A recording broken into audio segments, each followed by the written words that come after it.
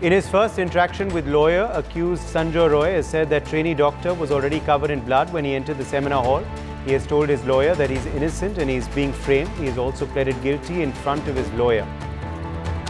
Brian Thomas is joining us for more details on this story. Brian, these are further breaking updates coming in. In fact, now we are learning that Sanjay Roy, the accused in this case, has made this plea to his lawyer.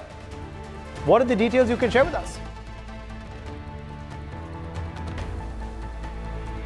I think we've lost Brian there. Renik Datta, why don't you come in here to give us more details on this? Reportedly, this is the first interaction that the accused has had with his lawyer. What all has he confessed? देखिए, ये पूरा मामले पर RG Kaur medical college का ये incident पर 24 घंटे के अंदर कोलकाता पुलिस की तरफ से ये संजय रॉय को गिरफ्तार किया गया था और कोलकाता पुलिस की तरफ से कहा गया था कि ये जो संजय रॉय कबूल कर लिया था कि ये पूरा घटना में संजय रॉय का ही हाथ है। उसके बाद संजय रॉय को सीबीआई कस्टडी में दिया गया था, सीबीआई को हैंडओवर किया गया था। सीबीआई इन्वेस्टिगेशन में भी बहुत सारे बार संजय रॉय को पूछताछ किए थे सीबीआई ऑफिशियल। उसी टाइम में भी संजय की तरफ से बहुत सारे ऐसा बयान दिया गया था कि कोलकाता पुलिस को जो बयान दिया है वो उस तरह का ही बयान दिया गया था। मगर ये पूरा घटना को पूरा टर्नओवर हो गया जब कोलकाता सीबीआई कस्टडी खत्म होने के बाद ये जो मेन एक्यूज है संजय रॉय, इनको शियालदा कोर्ट में पेश किया गया। शियालदा कोर्ट में पेश करने के टाइम पर जो सोर्सेस की तरफ से कहा जा रहा है कि उसी टाइम पर संजय रॉय टूट पड़े थे, संजय रॉय रो पड़े थे। मगर उसके बाद अभी का जो इंफॉर्मेशन आ रहा है, अभी सोर्सेस की तरफ से जो इंफॉर्मेशन आ रहा है कि कविता सरकार यानी संजय रॉय का जो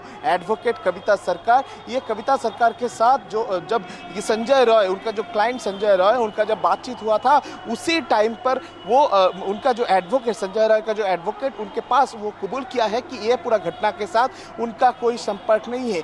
संजय रॉय की तरफ से इस तरीके का बयान दिया गया है, जैसे कि सोर्सेस की तरफ से कहा जा रहा है कि संजय रॉय की तरफ से कहा गया है कि वो जब उस जगह में पहुंची थी, यानी सेमिनार हॉल में उस रात जब पहुंची थी, उस टाइम पर ऑलरेडी जो विक्टिम है वो विक्टिम डेड हो चुके थे, वो मर चुके थे और विक्टिम का शरीर से पहले से ही ब्लड निकल रहा था, उनका कत्ल हो चुका था।